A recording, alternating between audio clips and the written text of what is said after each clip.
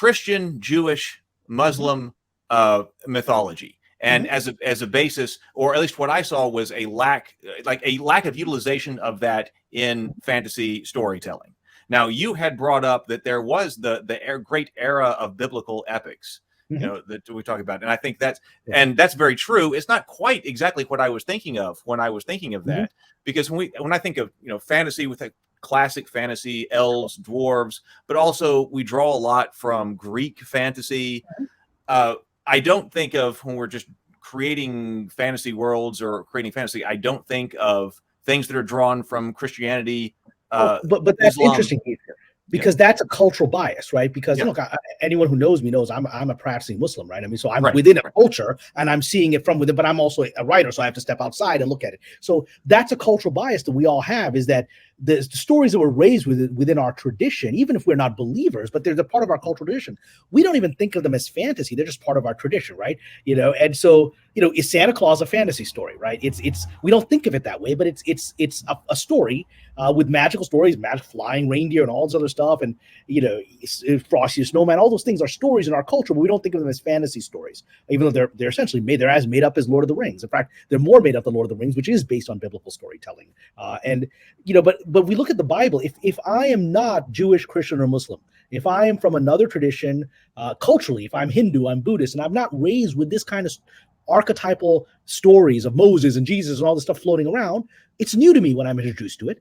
And if I'm not a believer within the tradition, you got stories of, this little boy, the Moses story is the ultimate archetypal fantasy story, right? If you're outside of the tradition, you're looking at it, it's a little boy who was cast away in this little basket because his mom's trying to save his life, and he's adopted by the Pharaoh, and then he ends up killing somebody and goes off into the desert, and a bush starts talking to him, and all these magical things start happening. A staff turns into a snake. The waters open up so he can lead his people through. I mean, that's as epic as anything that J.R.R. Tolkien has written, or George R.R. Martin, right? But because we're within the cultural tradition, we don't see it as fantasy, especially if we are, like myself, a believer. So the stories are not. When we use the word mythology, we're not saying it's not true. So anyone who's watching is like, you're talking about Jewish, Christian, Muslim mythology.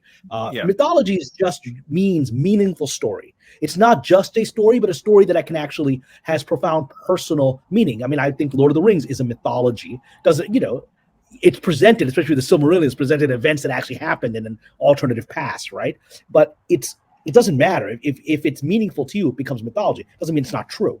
And so this thing of our biblical tradition, of which I include the Quran is part of the biblical tradition of stories. And for somebody outside of it, it sounds fantastical. It sounds like fantasy, right? You've got winged beings of light flowing in, and you've got, in the Bible, you got these Nephilim giants running around, and you got all these creatures. And in Islam, you got these jinn who are, and in Western culture, that is portrayed as fantasy. The genie that comes out of the bottle. That's not fantasy to Muslims. We believe it's part of our religion. We believe that there's this parallel race, interdimensional race living amongst us.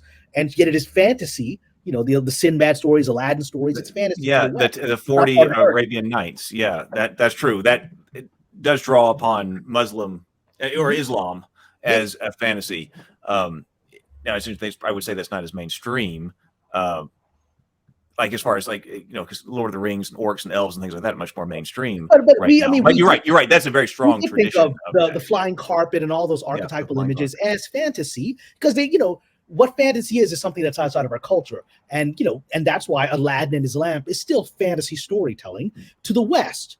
To the Muslims, it is magical storytelling, but it comes out of our culture. So I don't know that we would consider it fantasy, because I believe in jinn. I believe there are these spirit beings amongst us. And so it's not fantasy to me, but it's fantasy to somebody outside the tradition.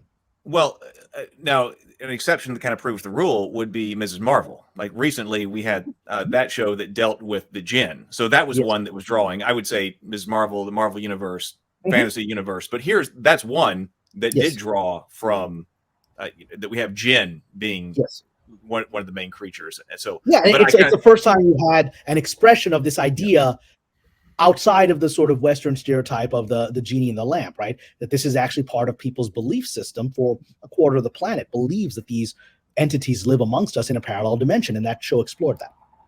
Yes, but I think that's kind of like the exception proves the rule in a sense that we get that, not just the one. Well, because fantasy storytelling, superheroes, another form of fantasy storytelling. Yeah. One could argue that superheroes are just the modern Greek and Norse myths come to life with new, and literally in the form of Thor. They are the Thor is exactly right. Yeah. But I mean, one would argue that modern superheroes, Superman, Batman, all of the great superheroes that were invented in the 20th century comics are just a continuation of the kind of archetypal storytelling that Homer did.